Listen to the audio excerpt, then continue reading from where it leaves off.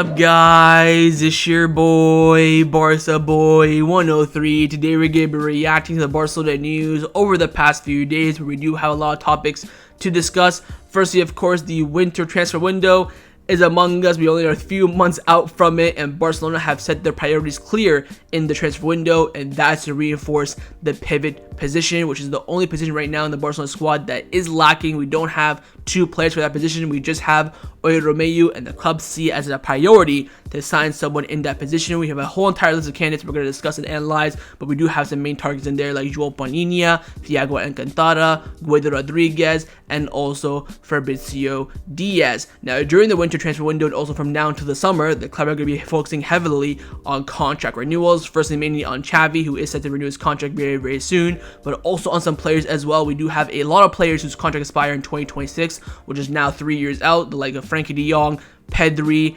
Gavi, Araujo, Iñaki Peña, and even Lamine Yamal. 6 key players for Barcelona who all their contracts expire in the next 2 years, where the club must figure out a renewal for them. Also have some big injury updates on Araujo and Pedri and when they're set to return to Barcelona action. And finally, the kits for next season have already been leaked. We're not even 2 to 3 weeks into the new season, but next season's kits have already been released. And I'm telling you, have been leaked. And I'm telling you guys, this could be the best kit launch for Barcelona in the past 10 years, hands down. The concept for these kits are absolutely fire. But before we get into it, make sure you guys smash that like button down below. Let's try to get the 200 likes in this video. Be very much appreciated. Also, if you're new, make sure you subscribe down below if you haven't already, and let's get into it. Let's start off with the transfer news over the past few days. Now, as we all know, the next transfer window will be the January transfer window of 2024, the winter market, where Barcelona set to be active in this market as they are looking for a pivot. As we all know, the only position for Barcelona in the squad right now that does not have any depth whatsoever is the pivot. Xavi even confirmed this a few days ago in his press conference after the Osasuna match, and he's very happy with the squad. Everywhere he has 2 players except for the pivot, and the club tend to reinforce it. Roger Toledo from Deportivo came out saying that Barcelona want to sign a pivot in January, and the club has created a list of options, and those options are as followed: Thiago Alcantara, Joao Palhinha, Andre Rabiot, Jorginho, Florentino Luis, Guido Rodriguez, and Fabricio Diaz. A very, very interesting list, mix of young talent, veterans, and players past it, essentially. A very, very weird list, I must say, but we do have some reports on some of these players with more concrete. I think right now you could say Jorginho, Rabiot, the 2 names that are in the air right now. I think these are 2 players that Barcelona like. There's nothing really concrete with it, but the rest, there are some strong sources. Firstly, Joao Palhinha. This is coming in from Fernando Polo from Deportivo, and he's also confirmed that Barcelona are looking to sign an additional pivot in January, as they currently have 1. Players such as Guido Rodriguez, Palhinha, Jorginho, and Florentino Luis are controlled by Deco. Now, with Palhinha, we are hearing that Bayern Munich are going to be back for him in January, so there's an absolutely 0% chance we get Palhinha. I think he's a fantastic pivot, but if Bayern Munich tried to sign him in the past summer for 60, I think plus 15 million euros in add-ons, I think the add-ons were going to go up to 80. Ain't no way Barcelona are getting him. So we can just rule that one out. Fantastic player. Yes, his name is Joao, but we're good with 2 Joaos for now. Now, let's talk about some real options. First up is Guido Rodriguez, who was on that previous pivot list that we did start off with back in May, of course, when I was in Barcelona, and Miro dropped that bombshell about the list of pivots. Roger Toledo from Deportivo came out saying that Barcelona could try and take away Guido Rodriguez from Betis this winter. The 21-year-old's contract expires in the summer, and Barcelona think a deal could be facilitated due to the good relationship we do have with Betis. Of course, we did give them Abdi for a freaking steal of 7.5 million euros. I think Guido Rodriguez, this is very short term. You can already consider Romeu as a short-term option. So I think with this next pivot that we do bring in, I think Barcelona should be looking for someone who's in their prime right now, or a youngster making that come up. If Guido Rodriguez, you're basically signing another Romeu. So I don't really I mean, I would take him for a year or two. It's better than nothing just to have some depth. I understand if Barcelona do end up signing him on a free transfer, a year or two contract, kind of like, you know, what we did with Ilkay Gundogan, Inigo Martinez, Christensen, Kessié. But I think there's no long-term in it whatsoever, very, very short-term. Another short-term one is, of course, Thiago Alcantara. Roger Solero from Mundo Deportivo came out saying that Thiago Alcantara may be another opportunity to return to Barcelona for free next summer when his contract with Liverpool runs out. Look, I am a big admirer of Thiago. The amount of times I want him to come back to Barcelona is very, very questionable for me. He would have been the perfect player to come in this past summer, as we needed another creative player in our team. But I think with his injury concern and his age, I think it's better if we do pass on him. If Xavi really wants him, I wouldn't be opposed to a year contract. But I think we're at a point now with our squad that's very, you know, young. We already have enough veterans in our team. You know, the likes of Lewandowski, Ilkay Gundogan, Oye, Romeu.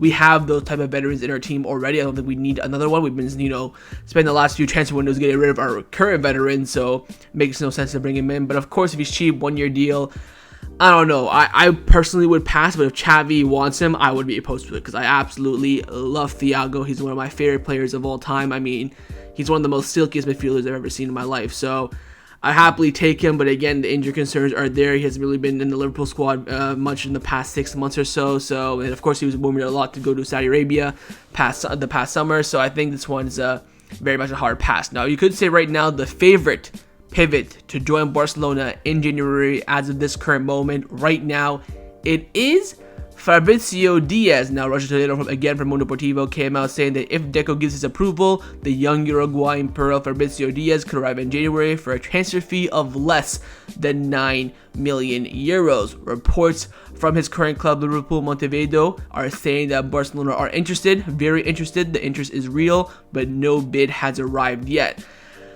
Of course, this is a player that was linked with Barcelona back in, I think, April time-ish, when Busquets announced he was going to leave. He was the next big thing coming out of South America. I'd be up for this signing. I'd rather sign Fabricio Diaz over Thiago, over Guido Rodriguez for sure. I think a lot of those players on that list, I think I would sign Fabricio Diaz ahead of them. Again, he is very young, very promising, and also very cheap as well. And if you look at the previous list that we talked about, I think on that list, the best is probably Joao Palhinha, but I don't think we're getting him whatsoever. I think Bayern Munich, with them being back in the race, he already, of course, did his medical there, took pictures. I think he's set in stone on that move. Even if we do end up coming in and matching a bid, I think that's too expensive.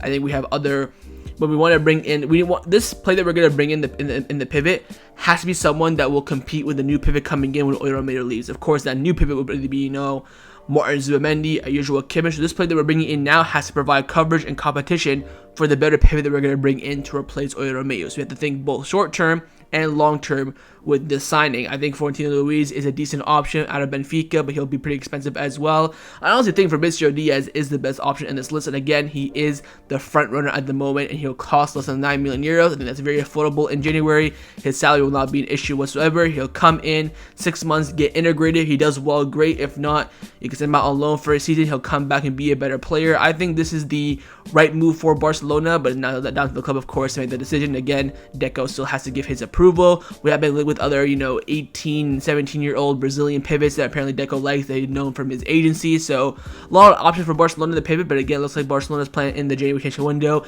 bringing Victor Roque, register him, and also sign a pivot as well. So wait and see how things materialize over the next few days. Again, we are hearing that Barcelona's interest for Fabricio Diaz will intensify by around middle of next week, so we'll get more rumors about this. Again, very clear at the moment that Barcelona's top priority in the winter transfer window is to sign another pivot. Now, on the topic of midfielders, a former Barcelona midfielder who's made a move recently is Philippe Coutinho, who's joined the Qatarian side Al Duhahli on a loan move. And again, since this is a loan move, Barcelona will receive nothing from this operation. Of course, there's a lot of talk about this in the summer. They could have moved on a permanent transfer, and Barcelona, of course, do reserve 50% of the rights of a future sale of Philippe Coutinho. Whether that's the net gain of his transfer or the transfer fee in general is quite unclear, but he has moved on loan for the rest of the season. And again, with him moving on loan, Barcelona will receive no transfer fee or any compensation whatsoever. Again, this is one to keep an eye on for the whole entire summer, and now we do have a conclusion where Coutinho has made his move, but Barcelona don't receive anything. Let's now discuss some contract renewal updates around the first team at Barcelona. There has been quite a bit. We're first going to be discussing the renewal of the manager, Xavi Hernandez. In the last video, I told you guys that Xavi Hernandez's renewal is very, very close, but now there seems to be a bit of a delay. Alex Pentel from Renewals come out saying that contrary to the latest reports, Xavi's renewal is not imminent today, and there have been no developments in the last month. However, it's pretty much done, and there are no doubts he'll eventually extend. There's just no rush. So again, had Miguel said around Tuesday or Wednesday this week is when Barcelona expect to present Xavi the offer. He'll sign it and they announce it. So if we hit, a week today, a few days out from the Betis match and Xavi does not renew, I think that's when the concerns can start to rise. I do hope that Xavi does renew during this international break to get that over with. Now, there are also reports saying that Xavi's renewal is agreed, and although everything looked like he would renew until 2026, the option of renewing until 2025 is not ruled out, as it could help with FFP against coming in Fernando Polo and Ferran Martinez Mundo Deportivo.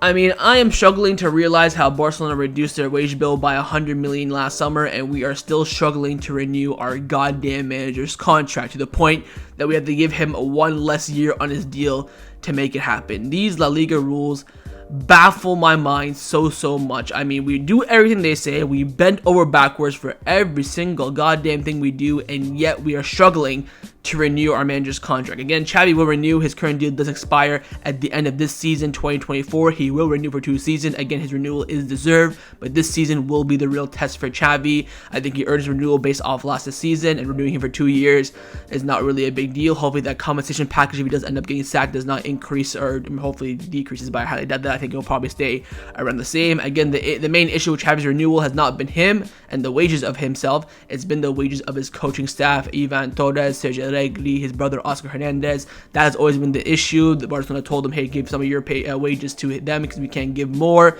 In the end, this has been sorted. Everyone's saying that Xavi's renewal is basically agreed. It's just now down to details, fine print, length of contract, and when they're going to announce it. The next contract renewal update is on the contract renewal of the 4th captain of the club, and you could say, as of this current moment, the most informed Barcelona player alongside Jules Koundé. That is, of course, Frenkie de Jong. We do have some updates on his contract renewal, which Barcelona are planning to begin talks with and are looking for a very similar formula to that of Marc-Andre ter Stegen's renewal a few weeks ago. Now, firstly, Tony Juan Martínez came out saying the relationship between Barcelona and Frenkie de Jong's entourage was at a worst last summer when the club leaked his contract to the press and pressed him to leave. However, his agent and Frenkie himself stood firm and maintained his dream of succeeding at Barcelona. A year later, things have taken a radical turn. Frenkie is in his best moment, being a captain of both his club and country. So far, Barcelona have not approached Frenkie de Jong again to make a financial effort. Deco now has a huge task ahead of him to rebuild the bridges with Frenkie de Jong's entourage. The departure of Mateo Aleman could help, as the player's entourage considered him the driving force behind the club's campaign against Frenkie.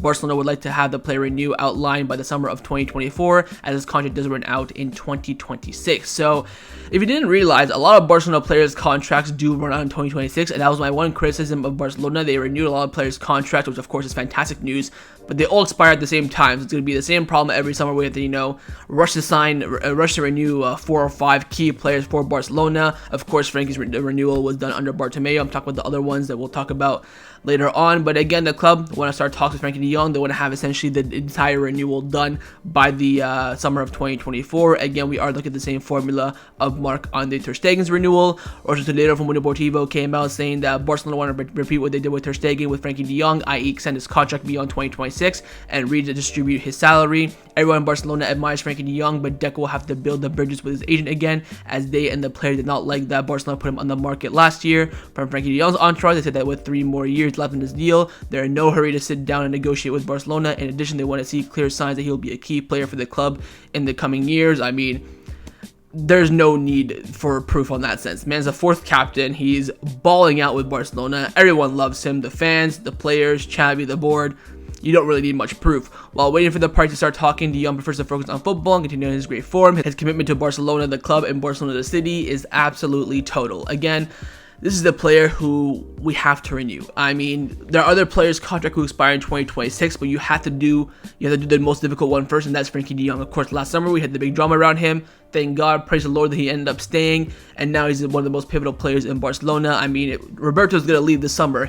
He will be the 3rd captain come summer 2024, 100%. Like, there is no debate with that whatsoever. And again, one of the most pivotal players, top 3 Barcelona players right now. His renewal is imperative. Whether we renew him and give him a longer contract, reduce the salary, take his current salary, distribute it, renew his contract, I don't care. As long as you don't give him a pay rise, just renew his deal is imperative. Because once he comes down to a year and a half, 1 year left in his deal, clubs around Europe will sniff for him. PSG, Man City, United, Arsenal, whoever the case may be. Keep in mind, PSG almost signed Frenkie de Jong at the time that we signed him. It wasn't for Bartomeu. The one good thing Bartomeu did under his presidency, the one good thing, was he flew to Amsterdam and convinced Frenkie to sign for Barcelona. I remember that day very, very well. Literally, the only good thing Bartomeu did. So again, PSG had that relationship there. They almost signed Frenkie de Jong in the past. We have got to renew his contract. It should be the absolute priority for Barcelona. In terms of renewals, after Xavi, Frenkie de Jong should be next in line, and hopefully the club do end up doing so. Again, some bridges to build with himself and his agent. I think Frenkie de Jong is very happy at Barcelona. Again, he's at the club of his dreams. Best player in the team right now. 4th captain. Absolutely happy days. He's winning some trophies as well. Just won his league title, Super Cup as well. Hopefully this season we can win some trophies. And then come the summer, he'll end up renewing his deal. But again, Barcelona are planning on beginning talks with Frenkie de Jong's entourage over a contract renewal. Now, as I mentioned, Barcelona do have a lot of players on contracts that do expire in 2026, where the club must resolve their futures as soon as possible because they cannot deal with it all in 2024 or 2025. Sport have come out saying that Barcelona's plans with the young players under Laporta's leadership is to grant them long-term contracts to ensure they stay and prevent other clubs from tempting them. This is to avoid a repeat of what happened in the past with Gerard Piqué, Cesc Fabregas, and Eric Garcia. Again, the players' contract that expire in 2026 are Pedri, Araujo, Iñaki Peña, Lamine Yamal, and you could also include Gavi as well. Gavi's contract does expire in 2026. In 2027, you have Ansu Fati. 2028, you have Fermin Lopez and Alejandro Balde. So right now, you don't really have to worry about Ansu, Balde, and Fermin Lopez. We got those on lock as for now. 2026 is going to be huge. Gavi, Araujo, Pedri, 3 vital players, and also you could say right now Lamine Yamal as well. 3 or 4 vital players. You have Iñaki Peña as well, but I think he should be the least of the priorities. I don't know. If Jacob might break his leg tomorrow, he'll become the starter. I have no idea. It's got to be Pedri, Araujo, Lamine Yamal, and Gavi, who you prioritize. Again, it should go Xavi first, Frenkie de Jong, Pedri, Araujo, so on and so forth. I think the order of the youngsters doesn't really matter who's you renew first and who you don't renew first. Hopefully the other players won't take offense to that. I know some players get a bit upset by that, like, oh, my contract expired 2026, but you decide to start talks with him first. Does show, the club's priorities. So hopefully the club, proceed with caution with that. But again, these renewals are absolutely key. In 2025, all these players have a year on their deal. Come the January of that month, January 2026, of course, they can speak to any club freely outside of La Liga, and we cannot interfere whatsoever. I think by the summer of 2025, at the absolute latest, all 4 of them should have renewed. And if they don't, brace yourselves, because holy, we could end up losing them. Because once they get in the final year of their deal in that summer, that's going to be the only time you can cash out and get a good deal. I think at that point, you have to do this. We'll have to wait and see what the players' values will be. Right now, we're only in the summer of 2023, so way too early to predict the future in 2 years. But the club have to start negotiations with these players as soon as possible. If we can renew at least one by the end of this season, that would be bloody fantastic. But I think at least laying out the foundations, length of contract, wages, things like that is absolutely crucial, because come the summer, maybe you only need a couple of reinforcements here and there, and then you can really get stuck in on those renewals because they're absolutely key. But again, the club understand this, they see the problem coming ahead, and are planning to begin renewals with multiple players, including the manager as well. Now, on the renewals that were just mentioned, you have to keep in mind that 2 of them are not even official by the club yet. Of course, everyone and their mothers know that Lamine Yamal and Alejandro Balde have signed brand new deals with Barcelona, but they haven't been announced yet. Another quick update from Fabricio Diaz. He's come out saying that Barcelona have already agreed 3-year deal with Lamine Yamal and a 5-year deal with Alejandro Balde. The club's excellent relationship with his agent Jorge Mendes will help with the future extensions as well. Of course, Lamine Yamal scored for Spain yesterday, becoming the youngest appearance and the youngest goal scorer in Spanish football history. This kid is moving mad. 16 years old. When I was 16, I was watching Barcelona win the treble in 2015. This man's playing for Barcelona at 16. Madness. Again, The renewals are signed, but it's very, very shocking that they're not official yet. We heard they're going to be official when they came back from the US tour after the Joao Gamper, before La Liga kicked off, and now we're hearing it will be next week before we play against Betis.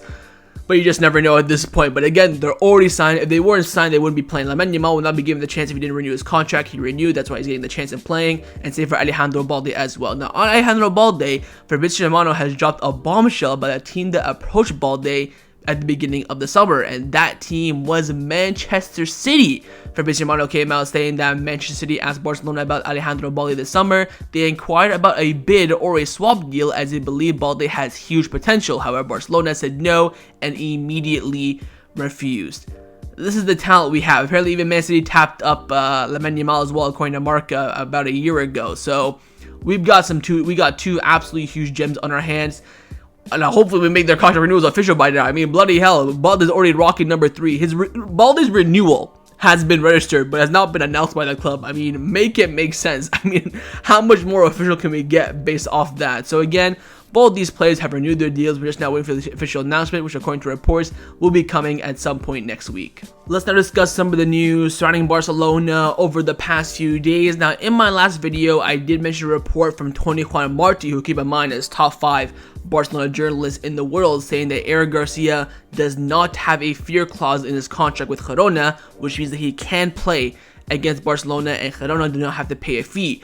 But now we have contrary reports coming in from Roger Toledo from Mundo Deportivo, who's come out saying that Girona will have to pay 300,000 euros if they want Eric Garcia and Pablo to play against Barcelona. On the other hand, Joao Felix will be able to play against Atletico Madrid no problem. So according to Roger Toledo, Eric Garcia does have the fear clause as part of his loan deal. Now, of course, I was preaching about how the fact that Eric Garcia should have done this deal. I was going on a bit of a rant, you could say, in the last video, how disappointed I was that Barcelona didn't include it. And it also felt very weird that Barcelona didn't include it either. But now, according to reports, it is included. Again, we'll only know this when we face Girona and we get the reports the day before. Again, it's really 50-50 right now. We're hearing Tony Juan Marti saying there's no fear clause, and Roger Toledo saying there is a fear clause. So we'll wait and see. I think by the day or two before the Girona match, or you could say even the week of it, those when the concrete reports will come in. We'll have to wait for the reports from Candacer and Girona as well. Local reports more in Barcelona as well. So you could say right now,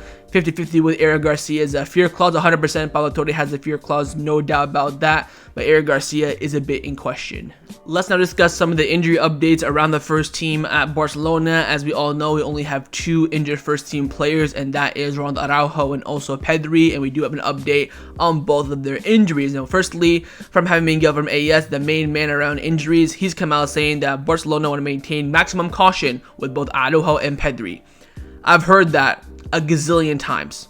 Honestly, I'm at a point now where there's no caution because they keep getting bloody injured week in, week out. Anyways, Araujo is expected to return versus Celta Vigo on the 23rd of September, while Pedri is expected to return after the October international break. Now, I had no idea there was an international break in October, but apparently there is, so we're probably expecting Pedri end of October, where of course that will be El Clasico at the Montjuic Stadium. So hopefully Pedri will be back before that match, and Araujo should be back hopefully in the next few weeks. Also, Candacer confirmed some news on Araujo, saying that he is expected to be available for the first match of the Champions League against Royal Antwerp on the 19th, but he is expected to recover in around 15 days or more. So we are expecting the week of the 15th, 23rd for Araujo's return. I would hope that he'd be on the bench for the match against Royal Antwerp in the Champions League. Again, we probably won't need him in that match, but for the Celta Vigo game, I would want Araujo to be present. So hopefully around that week, end of last week of September, Araujo should be back. But with Pedri, we are expecting probably another month and a half. Now, with Barcelona having a few exits and incomings in regards to the sports sector, the club are planning on releasing a new organization chart very, very soon. Mundo Deportivo has come out saying that Barcelona will officially announce their organization chart next week. It will be headed by Deco and Bojan that will be part of it. He's already working at the club. One of Borjan's tasks will be to advise and keep an eye on the young talents who break into the first team, something very necessary for youngsters making the leap, and he will use the experience he had in his career. Another innovation thing will be that Bojan will try to make other players who are on loan at other clubs feel that Barcelona is really looking out for them, both in games and at training. The club has detected that players who leave on loan often feel abandoned. Bojan will also assist at Cadan B's coaching staff as well. So Bojan's moving mad. Man's doing like, what, 4 or 5 jobs at once? I mean, fair play to him. I would love to know how much he's getting paid for this. But again, We got the organization chart, I think, a year and a half ago when Mathieu Lamine joined, Jordi Cruyff joined as well. We're expecting a new one coming out next week. We'll see who's operating where, what's their official title as well. But Bojan is doing about 3 or 4 jobs at once. Of course, he's at the Champions League draw. He's keeping tabs on the youngsters coming up to the first team. So you're Lamine Yamal, Fermin Lopez, gonna be keeping tabs on the players out on loan. Pablo, Eric Garcia. Of course, it's only like a 10-minute drive for him. We could even count Clement Longley, Serginho Des, and also he's gonna be helping with the coaching staff of Cadet B as well. So this man is absolutely all over the place. So wait and see what his official title is as well. But again, the organization chart will be coming out at some point next week. So next week will be very busy for Barcelona. Now, as we all know, Barcelona did release their third kit about a week and a few days ago, and now we're hearing reports about leaks of Barcelona's kits for next season. Of course, this is usually the case. We get the kits for next season being leaked around October, November time, but now it's come a month early in September. For the headlines, of course, the #1 source in regards to football, at least they work very close with Nike and Adidas for all their designs and everything. They came out saying that details of the home kit next season have been leaked. The jerseys combination will have royal blue, navy, and red with gold logos. Officially, the club's colors will be deep royal blue, midnight navy, noble red, and club gold. Nothing about the design is known yet. It could feature a half and half design, similar to the 100th anniversary shirt Barcelona released 25 years ago. Another option is the Blaugrana stripes with contrasting navy sleeves. I tell you what, I love the half and half design. That might be the best kit, design wise, that Barcelona have released since the 2020-2021 home kit. That 2020-2021 home kit, the first season fully under Koeman, was a beautiful kit. That and then the black away kit, that might have been the best kit release we've had in a long time. Before that, I could not tell you a good kit. Yes, 2011 kit was good because we won the Champions League in it. Yes, the treble kit was good because we won the treble in it. But in terms of actual design, I think the 2020-2021 one, and then before that, I couldn't really tell you. I think it's a toss-up because the kits are always pretty generic. But this kit is fire. Now you can see there, bottom left hand side is the one that the stripes looks like. I mean, that's kind of dead. We've seen so many stripes like that come to date. I love the half and half design, and according to reports, the badge for the half and half design will look like this. It's gonna be fully gold, and then you'll have here on the inside the colors, the Blaugrana colors, but the majority of it, the borders of it, is gonna be gold. That will be a disgusting kit. I will give them my money immediately. Like this season, I kind of bought the kits last second. I just got the third kit yesterday in the mail. I kind of took my time with it. This kit, I will be first in line refreshing the Nike website. Now this will be the home kit, all right? Fire, 10 out of 10 in my opinion. Honestly, leave me your thoughts down in the comments below. But also, the away kit has been leaked as well, but here is a possible away kit for next season. This is not the exact design. We have here mock trials that Barcelona are analyzing. I think this looks bloody brilliant as well. The issue is it kind of has the same themes, I would say, because if you have the half and half, you're going to have the black sleeves. The away kit will also be black sleeves, so I think it's kind of very, very similar kits, but both fantastic. I mean, this is nice and plain. I would love to see the Spotify Nike logo be gold in this sense. Keep up with that gold theme. I love the color being Blaugrana. I love the stripes down the side being Blaugrana as well. If they make the Spotify Nike logo gold, I'll pay double for it. I honestly would. Not even kidding. I swear to God. These kits next season are going to be gas. Let's hope we have a good team. Let's hope we have a good manager in. Hopefully Xavi settled around. And we're going to be going for some titles on these kits. Because these kits next season are going to be absolutely fuego. Leave me your thoughts down in the comments below. But here's the possible away kit for next season. Again, the design, colorway, not confirmed. But the home kit is confirmed. It will be Blaugrana colors. We're going to have gold in it. We're going to have red, midnight navy, royal blue. As you can see there in the bottom right hand side of the squares there in the middle, it's going to be a half and half kit, or it will be a striped kit.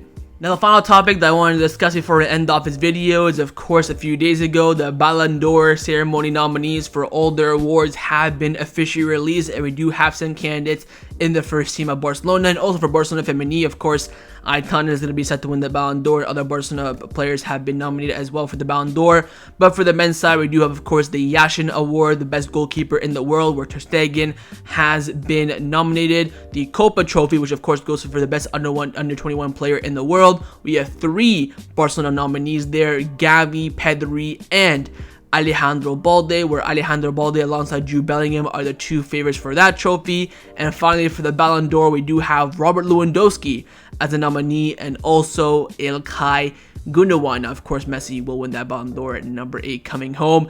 But there has been one exclusion, which I am absolutely shocked about, which is Frenkie de Jong. Frenkie de Jong was not nominated for the Ballon d'Or, but Kolo Muani, Nico Barella, Modric, Bonu were nominated for the Ballon d'Or, but not Frenkie de Jong. Also, Ter Stegen, I would say, is kind of robbed as well. Ter Stegen and Frenkie de Jong were probably the two of the best players for Barcelona next season. A very good season, won the double, won the league with a very strong defensive record, and they weren't even nominated for the award. Now, for the Yashin Award, we are expecting that Emmanuel Martinez, maybe Ter Stegen will be part of the nominee, the top 3 nominees. Apparently, Alisson, I don't think, was nominated for the Yashin Award, which is freaking wild. I think Ter Stegen might have a good shot at it. I would love Ter Stegen to win. I think after Alisson, or with Alisson, I think he is the best goalkeeper in the world. Of course, Courtois last season, I don't think that he didn't have really a good year. Yes, he made some good saves, only won a Copa del Rey though. I think Ter Stegen could be in for a good shot. Of course, you could consider Ederson as well. He did win the treble. I think he is nominated. I think you could say Ederson, Ter Stegen, Onana, Bonu. You could say your top 4, because Bonu, of course, won the Europa League, got to semifinals of the World Cup as well. So I think Ter Stegen's in a good running for the Yashin Award. Copa Trophy, I think Balde will win it. I think he should win it as well. We had some Taylor Swift fans who voted for Bellingham. I think in the end, the journalists will come in clutch. I think Balde definitely had a better season last season than Jude Bellingham.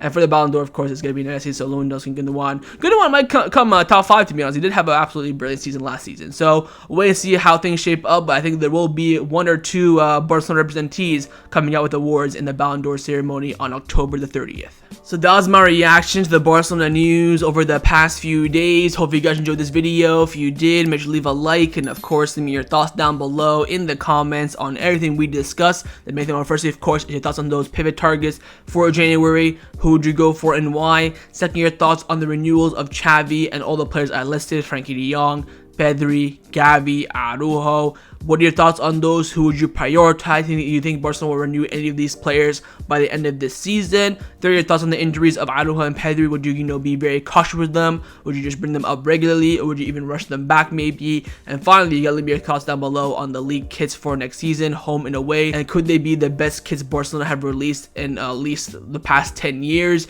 And of course, make sure you guys subscribe down below if you haven't already. And I'll see you guys next time on the channel. Take care, and Forza Barca.